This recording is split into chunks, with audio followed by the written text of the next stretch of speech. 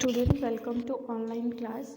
In our previous lecture, we are discuss about circulatory system. Circulatory system में हमने blood के बारे में पढ़ा था, हार्ट के बारे में पढ़ा था. हमारे हार्ट में 4 चैम्बर्स प्रेजेंट होते हैं, ठीक है. डिफरेंट चैम्बर में डिफरेंट वॉल्स होती है, आर्टरीज बनी होती है, वेन्स होती है. आर्टरीज क्या करती है, ऑक्सीजनेटेड ब्लड को कैरी करती है, और वेन्स क्या करती है, डीऑक्सीजनेटेड ब्लड, यानी कि जिस ब्लड में कार्बन डाइऑक्साइड मिक्सअप होती है उसको पूरे बॉडी पार्ट से लेके हार्ट तक पहुंचाती है. Next topic is heartbeat. The wall of the chamber of the heart are made up of muscle. Heart के चैम्बर्स की जो वॉल होती है वो मसल से मिलकर बनती होती है. This muscle contract and relax rhythmically.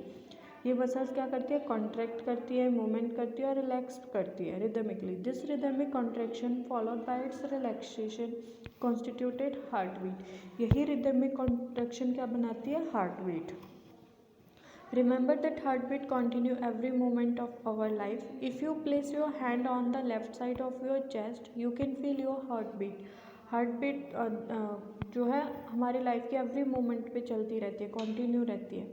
अगर हम अपने चेस्ट पे लेफ्ट साइड में हैंड रखते हैं अपना, तो हमें हार्टबीट हमारी फील होती है. The doctor feel your heartbeat with the help of an instrument called stethoscope. Doctor कैसे फील करते हैं हमारी हार्टबीट को, स्टेथोस्कोप से. A doctor used the stethoscope as a device to amplify the sound of heart.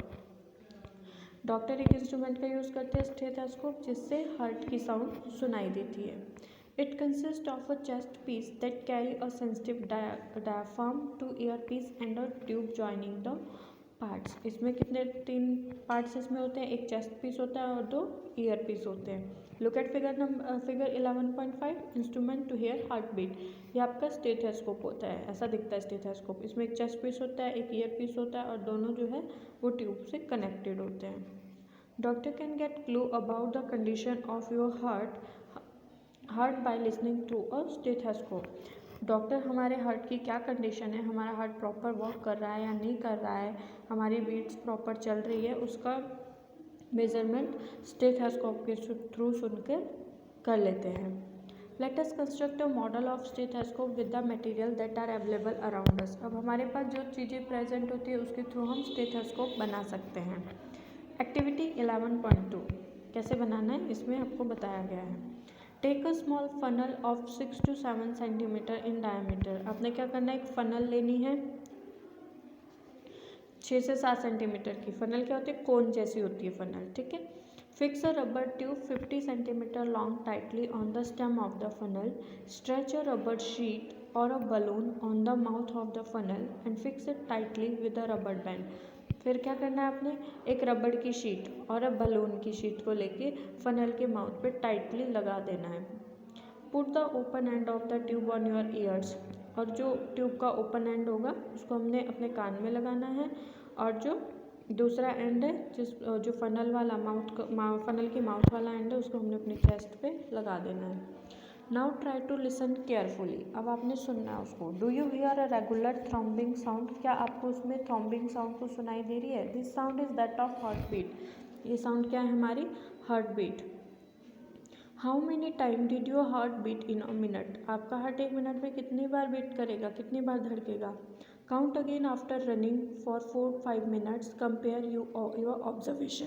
पहले आपने normally relax form में अपने हार्ट बीट को काउंट करना है, उसके बाद थोड़ा दौड़ के फिर आप अपनी हार्ट बीट को मेज़र करना है, और फिर दोनों ऑब्जर्वेशंस को रिकॉर्ड करना है.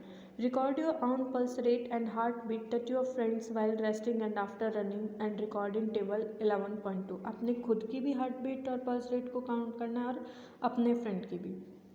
Do you find any relationship between your heart beat and pulse rate. क्या आपकी हार्ट बीट और पल्स रेट में कोई कनेक्शन है. Each heartbeat generate 1 pulse in the artery and the pulse rate per minute indicate the heartbeat. देखो, per minute की जो pulse rate होती है, 1 मिनट में कितनी हमारी पल्स रेट है, वो हमारे हार्ट बीट को इंडिकेट करती है. The rhythmic beating of the various chamber of the heart maintain circulation of blood and transport of substance to the different parts of the body. जो रिदमिक बीटिंग होती है chambers की, heart की, वो क्या करती है, ब्लड सर्कुलेशन को मेंटेन करके रखती है और डिफरेंट टाइप के सब्सटेंस को पूरे बॉडी पार्ट में ट्रांसपोर्ट करने में हेल्प करती है। Bujo wondered if sponges and hydra also have blood. Animals such as sponges and hydra do not possess any circulatory system. अब बूजो बोलता है कि जो हाइड्रा होते हैं और स्पॉन्जेस होते हैं उनमें सर्कुलेटरी सिस्टम नहीं होता है, तो अगर उसमें ब्लड होता है तो वो कैसे सर्कुलेट करता है।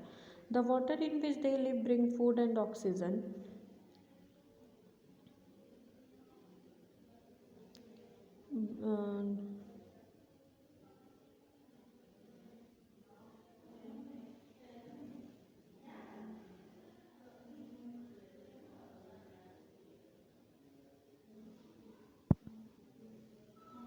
The water in which they live bring food and oxygen to the entire their body.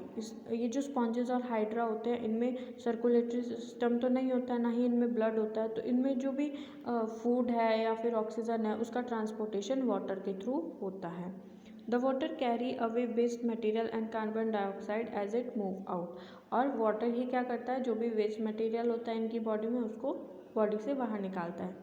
Thus these animals not need a circulatory fluid like the blood. इसीलिए इन एनिमल्स को सर्कुलेटरी फ्लूइड की ज़रूरत नहीं होती है। जैसे हमारी बॉडी में ब्लड सर्कुलेटरी फ्लूइड है, ब्लड के थ्रू ही हर एक सब्सटेंस का ट्रांसपोर्टेशन होता है, वैसे इनकी बॉडी में ऐसा कुछ भी नहीं होता है। इनकी बॉडी में ब्लड के थ्रू ही सारी एक्टिविटीज़ वाटर के थ्रू ही सारी एक्टिविटीज़ होती है।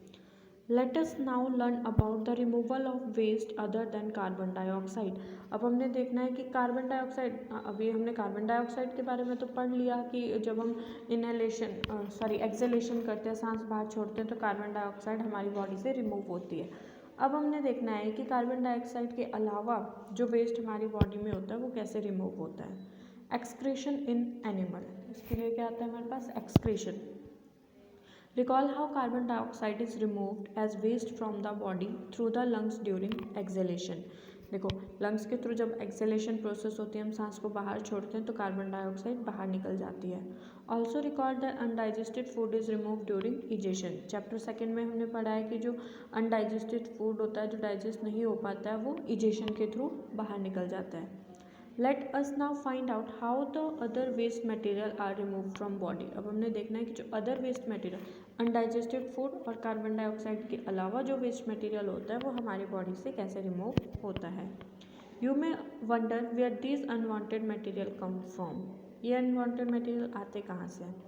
When our cell perform their function, certain waste product are released. जब हमारी बॉडी की सेल्स अपने फंक्शंस को करती है, अपने काम को करती है, तो बहुत से सब्सटेंस हमारी बॉडी से रिलीज होते हैं। These are toxic and hence need to remove from the body. ये कैसे होते हैं, टॉक्सिक होते हैं, जहरीले होते हैं और इनको बॉडी से बाहर निकालना बहुत ज़रूरी होता है। The process of removal of waste product in the cells of living organism is called excretion. What is excretion? The process of removal of waste product in the cell of living organism. Living organism के cell में से जब waste product को बाहर निकालते हैं उस process को बोलते हैं excretion. The parts involve in excretion form the excretory system. Excretion में जो पार्ट इन्वॉल्व होते हैं वो क्या बनाते हैं, हमारा excretory system. Excretory system in human. The waste which is present in the blood has to be removed from the body. How can this be done? ये जो waste होता है blood में वो कैसे remove होता है body से। A mechanism to filter the blood is required. This is done by the blood capillary in the kidney. देखो blood को जो filter करने का काम करती है कौन करती है, किडनी। दो पेयर होते हैं किडनी के। When the blood reach the two kidney, it contain both useful and harmful substance. जब किडनी में ब्लड जाता है तो उसमें सारे सब्सटेंस प्रेजेंट होते हैं, हार्मफुल भी और यूजफुल भी। The useful substance are absorb back into the blood, the waste dissolve in water are removed as urine. उसमें क्या करेगी किडनी, जो यूजफुल सब्सटेंस होगी उनको ब्लड कैपिलरीज जो होती हैं, ब्लड वेसल्स, वो वापस एब्जॉर्ब कर लेगी और जो वेस्ट होगा वो वाटर के साथ डिजॉल्व होके रिमूव हो जाएगा through urine. From the kidney the urine goes into urinary bladder through tube like ureters. उसके बाद जो यूरिन होगा किडनी से यूरिनरी ब्लैडर में चला जाएगा। Look at figure number 11.6। This is the structure of excretory system. देखो इसमें दो किडनीज बनी होती है, यूरेटर होता है, एक पाइप जैसी दिख रही है, यूरिनरी ब्लैडर होता है, urethra and urinary opening. It is stored in the bladder and is passed through the urinary opening at the end of the muscular tube called urethra. Urinary bladder के बाद क्या होगा, यूरिन यूरेथ्रा में जाएगा. The kidney ureter bladder and urethra from the excretory system. जो हमारी kidney होती है, यूरेटर होता है, ब्लैडर एंड यूरेथ्रा, वो क्या बनाती है, हमारा excretory system. An adult human being normally passes about 1.1 to 1.8 litre of urine in 24 hours. एक जो अडल्ट ह्यूमन बींग होता है वो 1 से 1.8 लीटर यूरिन 24 घंटे में पास करता है.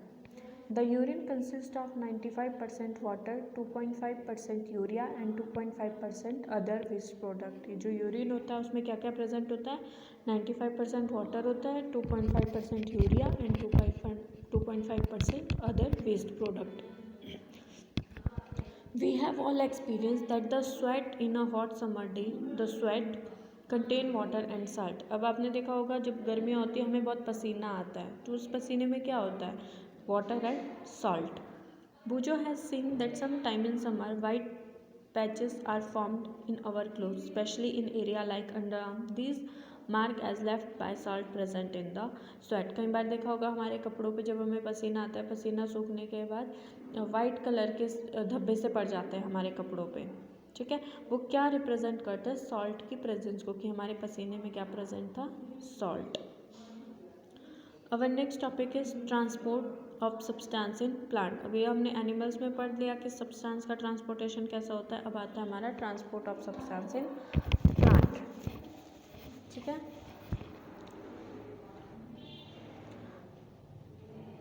in chapter 1 you learned that plant take water and mineral nutrient from the soil through the roots and transport it to the leaves. Chapter 1 में हमने पढ़ा है कि प्लांट्स क्या करते हैं, वाटर एंड मिनरल को रूट के थ्रू रूट से एब्जॉर्व करते हैं सॉइल से और पूरे पार्ट्स में उसको ट्रांसफ़र करते हैं. The leaves prepare food for the plant using water and carbon dioxide during photosynthesis. और फोटोसिंथेसिस के टाइम पे लीव्स क्या करती है, फूड बनाती है. You also learnt in chapter 10 that food is the source of energy and every cell organism get energy from the breakdown of glucose. हमने 10th chapter में पढ़ रखा है कि फूड क्या है, एनर्जी का सोर्स है. एनर्जी कैसे मिलती है, जब फूड हमारा ग्लूकोज में कन्वर्ट होता है. The cell use this energy to carry out vital activity of life. Therefore, food must be made available to every cell of an organism. अब देखो सेल्स में जब ब्रेक डाउन होगा तो फूड की ज़रूरत हर एक सेल को होनी चाहिए. हर एक सेल को फूड की ज़रूरत होती है, तो हर एक सेल को फूड पहुंचाना ज़रूरी है. Have you ever wonder how water and nutrients absorb by the roots are transport to the leaves. How is the food prepared by the leaves carried to the parts which can not make food.